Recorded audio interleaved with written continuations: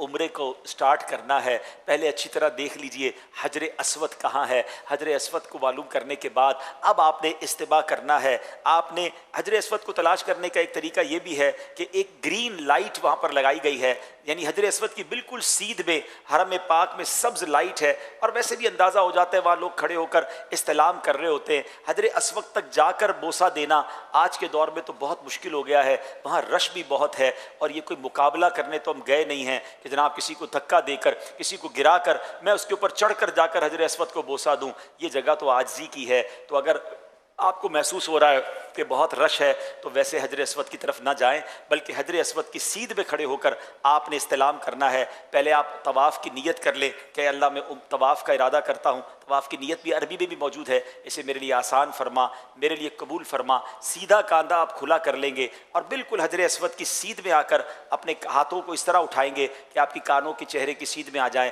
بسم اللہ والحمد للہ واللہ اکبر والصلاۃ والسلام علی رسول اللہ۔ آپ حجر اسود کی سیدھ میں کر کے اپنے ہاتھوں کو بوسہ دیں گے۔ جیسے ہی بوسہ دیں گے تھوڑا سا آپ رائٹ پر آئیں گے اور اب آپ ٹرن ہو جائیں گے۔ آپ کے بائیں طرف کعبہ ہونا چاہیے، لیفٹ ہینڈ کی طرف کعبہ ہو، اور اب آپ نے طواف شروع کرنا ہے۔ یاد رہے جو پہلے 3 چکر ہیں اس میں آپ نے رمل کرنا ہے۔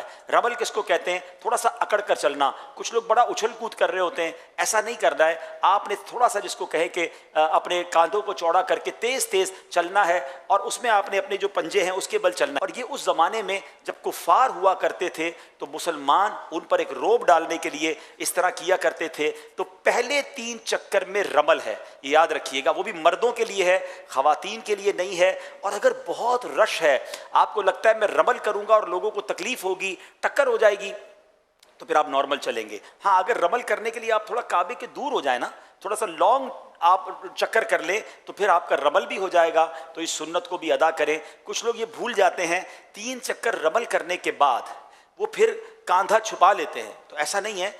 چکر پہلے طواف کے 3 چکر میں رمل ہے، مگر جو استباء ہے یعنی کاندھا کھلا کرنا ہے، یہ 7 چکر میں آپ نے کھلا رکھنا ہے۔ تو ہر بار آپ جب حجر اسود پر پہنچیں گے پھر آپ نے جو ہے وہ استلام کرنا ہے، اپنے ہاتھوں کو چومنا ہے، اور پھر اس کے بعد آپ نے چکر کرنا ہے۔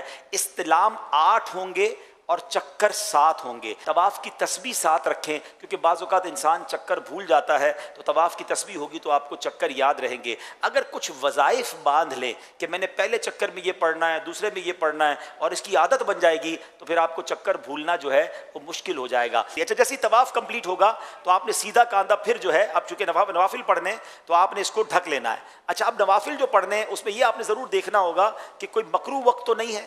اگر جب نماز نہیں پڑھ سکتے تو اس وقت آپ نوافل پھر نہ پڑھیں، آپ بعد میں پڑھ لیں گے، مگر یہ نوافل پڑھنے ضرور ہیں، ٹھیک ہے۔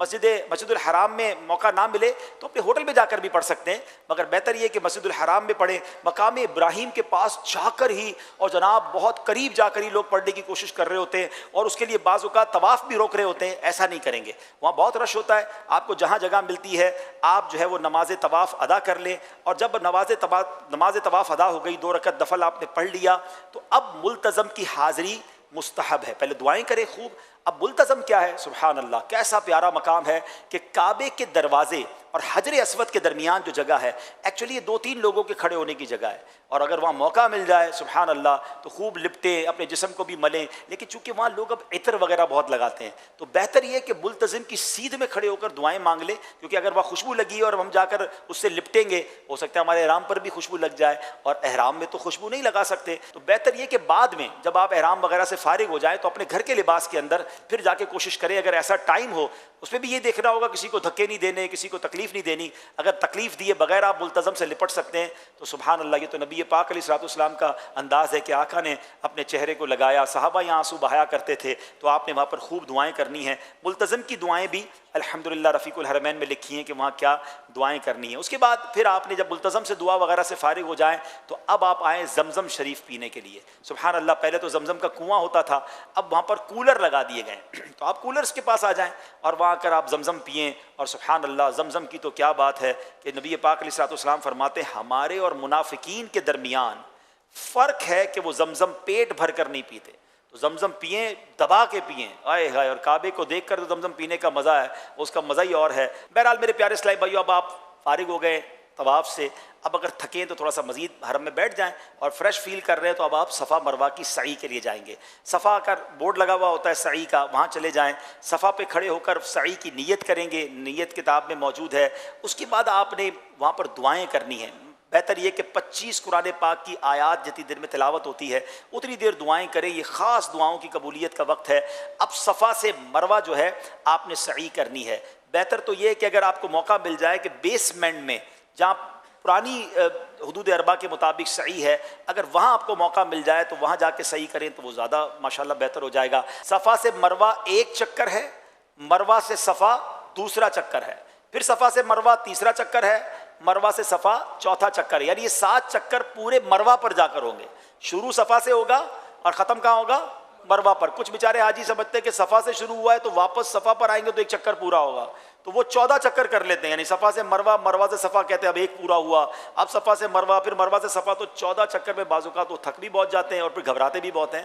تو ایسا نہیں ہے، بہتر تو یہ کہ باوضو سعی کریں، لیکن بے وضو بھی سعی ہو سکتی ہے، بے وضو طواف نہیں ہو سکتا، یہ یاد رکھیے گا، ٹھیک ہے۔ اچھا، اب آپ نے صفا مروہ کی سعی کرنی ہے، اس میں ایک خوبصورت چیز آپ نے یہ دیکھنی ہے کہ میلین اخضرین، گرین لائٹس آئیں گی تو وہاں آپ نے دوڑنا ہے، مردوں نے دوڑنا ہے، مگر اس دوڑنے میں بھی یہ خیال رکھنا ہے کہ احرام بھی سنبھلے، بے پردگی بھی نہ ہو اور کسی کو تکلیف بھی نہ ہو۔ رش ہے تو پھر آپ نارمل چال سے چلیں، آپ کو لگ رہا ہے جگہ ہے تو آپ دوڑیں گے، مگر مرد دوڑیں گے، خواتین اسلامی بہنیں نہیں دوڑیں گی۔ تو اب آپ جب 7 چکر پورے کر لیں گے تو سبحان اللہ اب آپ کا عمرہ کمپلیٹ ہو گیا ہے۔ اب مرد جو ہے وہ حلق کریں گے، افضل یہ ہے کہ اپنے سر کے سارے بال منڈوا دیں، اس کے لیے نبی پاک علیہ الصلوۃ والسلام نے 3 بار دعا دی ہے، اور اگر قصر کرنا چاہتے ہیں تو اس میں احتیاط بہت ضروری ہے۔ مروہ پر ہی کچھ لوگ کینچی لے کے کھڑے ہوتے ہیں، ایک ادھر کٹ مارتے ہیں، ایک ادھر کٹ مارتے ہیں، کہتے ہیں آپ کا عمرہ ہو گیا، ایسا نہیں ہے۔ چوتھائی سر کے بال، 1/4، چوتھائی کس کو کہتے ہیں؟ کوارٹر، ٹھیک ہے، یعنی پورے سر کا چوتھا حصہ اور اس کے کم از کم 1 پورے کے برابر بال کٹ جائیں، یہ قصر لازمی ہے، اس کے بغیر آپ احرام سے باہر نہیں آئیں گے۔ تو بہتر احتیاط تو اسی میں ہے کہ یار سب کچھ وہاں پر قربان، تو بال ہی سارے اتار دے تو انشاءاللہ پھر تو ٹینشن ہی نہیں ہے۔ لیکن اگر قصر کروانا ہے تو پھر آپ ایک پراپر جو نائی ہوتا ہے اس کے دکان پہ جائیں، اس کو کہیں بھائی میرے سارے بالوں سے 1-1 انچ کاٹ دیں، تاکہ آپ کو تسلی رہے کہ چوتھائی تو ہو ہی گیا ہوگا، ٹھیک ہے۔ اسلامی بہنیں حلق نہیں کروائیں گی، ظاہر ہے وہ صرف قصر ہی کریں گی، تو اس کے لیے بہتر طریقہ یہ کہ اپنی چٹیا کا جو آخری حصہ ہے اس کو لپیٹ لے اپنی انگلی کے گرد، اور وہ کینچی سے خود بھی کاٹ سکتی ہیں۔ ایک پورے بال چوتھائی سر کے اسلامی بہنوں کو بھی کاٹنا ضروری ہے، تب جا کے ان کا قصر ہوگا۔ تو احتیاط یہی ہے کہ وہ اپنے پورے بالوں کا جو اینڈ ہوتا ہے جہاں پر چٹیا کا آخری حصہ اپنی انگلی کے گرد لپیٹ لیں، یا ایک پورا ناپ کر اس کو اپنے ہاتھ سے ہی کینچی سے کاٹ لیں، تو ان کا بھی یہ جو تقصیر ہے یہ ہو جائے گی ماشاءاللہ۔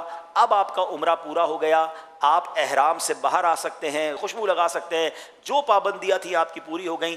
ٹوٹل عمرہ میکسیمم 1.5-2 گھنٹے میں ہو جاتا ہے، بہت رش ہو تو 3 گھنٹے میں ہو جاتا ہے، کوئی بہت بڑا یہ ایونٹ نہیں ہے۔ ہاں، دعائیں کرتے کرتے، جھومتے ہوئے، اشک بہاتے ہوئے کریں اور اس کو انجوائے کریں، اس کو پریشر میں نہ لیں۔ اب اس کے بعد آپ اپنے ہوٹل آ جائیں، اب آپ آرام کریں، غسل کریں، نمازوں کی پابندی کرتے رہیں۔